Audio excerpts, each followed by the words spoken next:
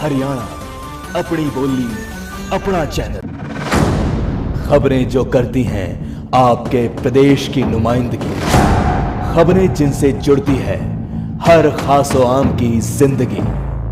खबरें जानिए उनसे जिनकी जवाबदेही बनती है आपसे। पूरी तैयारी और जिम्मेदारी से जो करते हैं आपके हक की बात। राजीव रघुनंदन के साथ।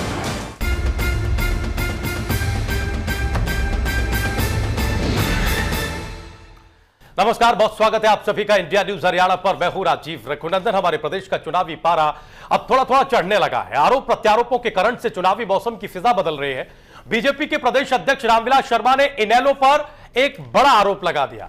रामविलास शर्मा के मुताबिक बीजेपी इनेलो की तरफ से गठबंधन के लिए एक बड़ी रकम की पेशकश की गई थी और इनेलो लालच के जरिए, जी हां, लालच के जरिए एनडीए में शामिल होना चाहती थी, लेकिन उन्होंने इनेलो के मंसूबों को कामयाब नहीं होने दिया।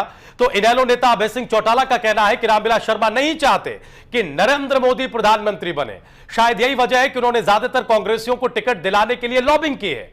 और अरविंद केजरीवाल ने एक बार फिर से प्रदेश का दौरा किया और प्रदेश में भ्रष्टाचार को बड़ा मुद्दा बनाने की कोशिश की है।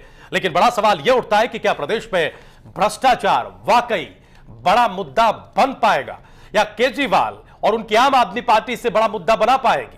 इस सब के अलावा नरेंद्र मोदी भी हरियाणा में कई चुनावी सभाएं संबोधित करने वाले हैं। शनिवार को नरेंद्र मोदी की गुहाना में रैली है, तो 3 अप्रैल को गुड़गांव और कुरुक्षेत्र में नरेंद्र मोदी की जनसभाएं होनी है। इस सब के अलावा फतेहाबाद, झज्जर और भिवानी, महेंद्रगढ़ में भी नरेंद्र मोदी की रैलियां होंगी। ऐसे में बड़ा सवाल यह भी उठता है कि क्या नरेंद्र मोदी की रैलियां बीजेपी हजका के उम्मीदवारों का चुनाव प्रचार उठा पाएंगी। सवाल यह भी होगा कि नरेंद्र मोदी की रैलियों का इनेलो कैसे जवाब देगी। आज की बड़ी बहस में एक महत्वपूर्ण सवाल प्रदेश के चुनावी फैसले से भी जुड़ा होगा। माना जाता है कि प्रदेश का चुनावी फैसला पड़ोसी राज्यों की चुनावी फिजा को प्रभावित करता रहा है। ऐसे में सवाल यह उठता है कि क्या प्रदेश का चुनावी फैसला दिखाएगा पड़ोसी राज्यों को दिल्ली का रास्ता। एक बड़े पैनल के साथ हमेशा की तरह इन तमाम सवालों के जवाब हम तलाशेंगे। आप इंडिया न्यूज हरियाणा पर बड़ी बहस के साथ बने रहें।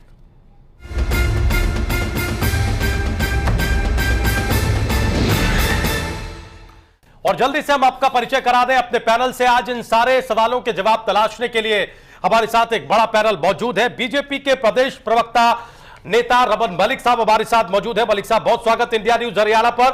हमारे साथ प्रेम सिंह खुल्लर साहब हैं, आप आम आदमी पार्टी के नेता हैं, कार्यकर्ता हैं। हमारे साथ वरिष्ठ सहयोगी, वरिष्ठ पत्रकार के बी पंडित साहब हैं, channel head India News Haryana Amit Arya ji हैं। हमारे साथ कांग्रेस पार्टी के नेता सुरेश रोड साहब भी हैं। इससे पहले कि जो सवाल हमने बड़ी बहस में उठाए हैं उन पर हम चर्चा करें, अब से थोड़ी देर पहले हमें यह खबर मिली कि अरविंद केजरीवाल जो आम आदमी पार्टी के संयोजक हैं, नेता है, वो हरियाणा के दौरे पर थे। चरखी दादरी में एक शख्स ने उन पर थप्पड़ चला दिया, उनको थप्पड़ मारा। अब सवाल यह है कि हमारी सियासत में अंडे फेंकना, थप्पड़ मारना, जूता उछालना या फिर स्याही फेंकना, इस तरह की घटनाएं कितनी जायज हैं, एक।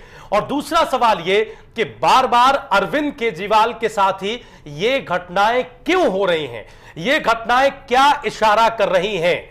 जो आरोप अरविंद केजरीवाल लगाते हैं इन घटनाओं के बाद, उनमें कितना दम होता है।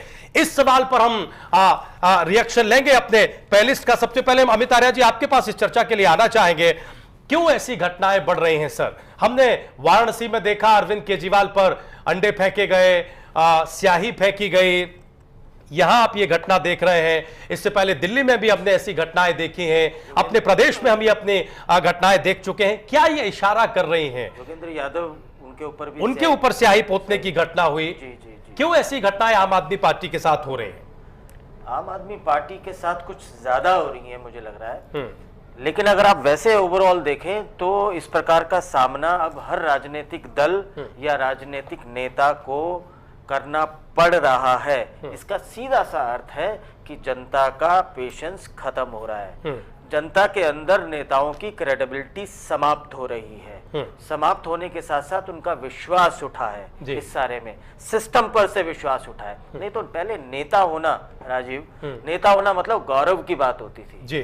नेता होना मतलब अगर घर के अंदर कोई नेता हो गया है तो मतलब सब पूरा परिवार ही नहीं, खानदान ही नहीं, वो पूरा इलाका गर्व महसूस करता था कि नेता। और पहले कहा भी जाता था कि नेताजी। आज नेताजी कहना मतलब गाली, के समान एक तरह का व्यंग शब्द एक बन गया है तरीके का नेताजी कहना, बहुत नेता बन रहे हो, उसका हाँ। व्यंग में इस तरह की बात कही जाती है। जी, उसका कारण है हमारा राजनीतिक जो हमारा कल्चर है या सिस्टम है वो कहीं ना कहीं ध्वस्त हुआ है, उनकी क्रेडिबिलिटी पे प्रश्न उठा है। और रही आम आदमी पार्टी की और केजरीवाल जी की, इसमें कई बार लगता है कि ये उनका पब्लिसिटी स्टंट भी है, ऐसा भी आरोप लगता है उनके ऊपर या उनकी पार्टी के ऊपर, या इस प्रकार का भी है कि कहीं बहुत ज्यादा अपेक्षा हो गई थी इस पार्टी से और उन अपेक्षाओं पे खरा ना उतरना, उसकी फ्रस्ट्रेशन मुझे लगता है कि पब्लिक के केपी पंडित जी, आपको इन घटनाओं के पीछे क्या वजह नजर आती है? एक तो समूची सियासत में ये घटनाएं क्यों हो रही हैं, राजनीति में ये घटनाएं क्यों हो रही हैं, एक सवाल।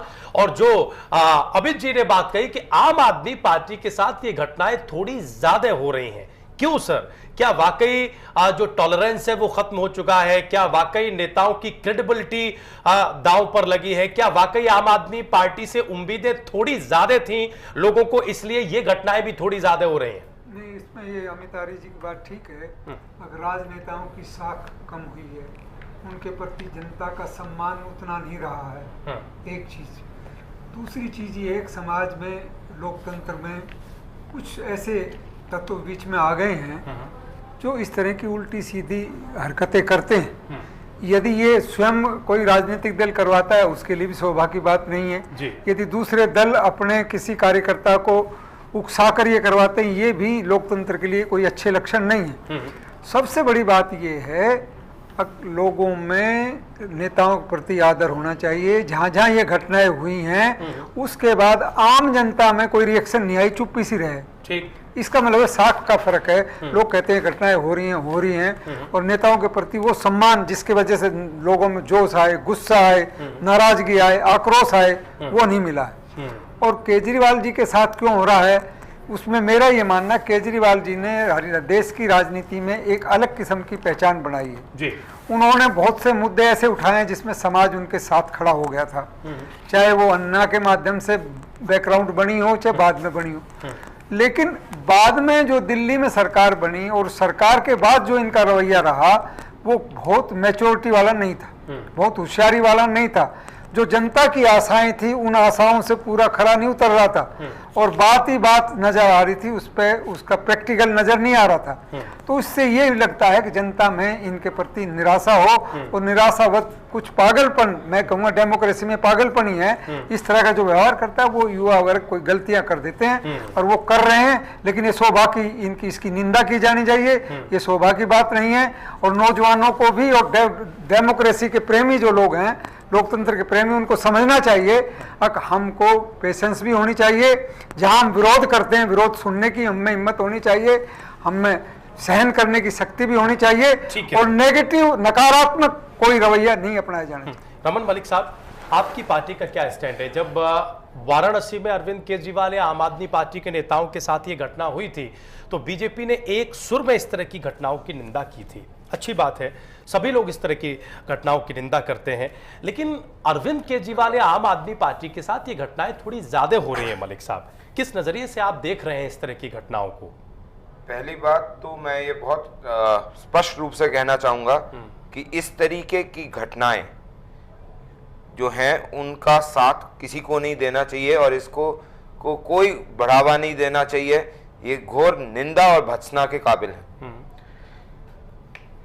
लेकिन इससे बड़ा सवाल जो उठता है वो आपने अभी उठाया कि ये घटनाएं अरविंद साहब के साथ ही क्यों हुई जा रही हैं या आम आदमी पार्टी के साथ क्यों हुई जा रही हैं। देखिए, एक सोचने पे मजबूर करता है ये घटनाएं सारी, और घटना चक्र भी इसका आपको सोचने पे मजबूर करता है कि ये क्यों हुआ जा रहा है।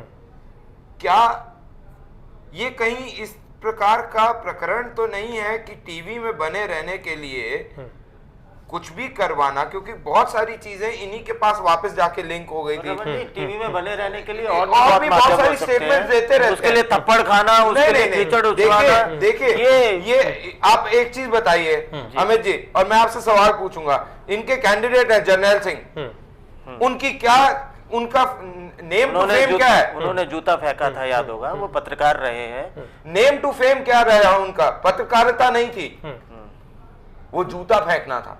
नहीं ठीक है, उन्होंने एक घटना की उसकी भी निंदा की गई। मैं ये नहीं, आई एम नॉट, लेकिन आप जिस सवाल पर जवाब दे रहे हैं सर कि अरविंद केजरीवाल आम आदमी पार्टी के साथ अरविंद केजरीवाल साहब का चरित्र, अरविंद केजरीवाल साहब की कथनी और करनी सारी जनता के सामने है। जहां वो क्रांतिकारी और बहुत क्रांतिकारी प्रकरण पे चलते हैं, वहीं वो बोलते हैं लहर नहीं है और पीछे बोलते हैं लहर तो है। मतलब उनकी कथनी और करनी का फर्क सब देख चुके हैं, लेकिन उसी चीज को लेते हुए पर इस प्रकार की चीजें होनी चाहिए रमन जी। इस चीजों को कोई एक्सेप्ट नहीं करेगा। ये चीजें आप कोई भी पॉलिटिकल पार्टी जिसके पास एक विवेक है, वो कभी इस तरीके की चीज को एक्सेप्ट नहीं करेगी। लेकिन इशारों में आप रीजन भी बता रहे हैं कि ये घटनाएं क्यों हो रही हैं। भाई दिखता तो वैसा ही है, हर एक का पृष्ठभूमि तो आप देखेंगे। हम खुल्लर साहब को यहां चर्चा में लाते हैं।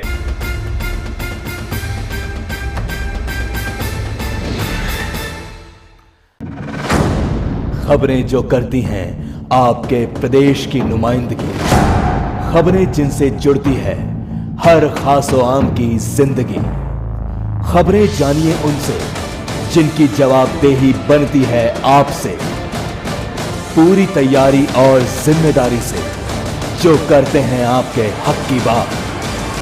राजीव रघुनंदन के साथ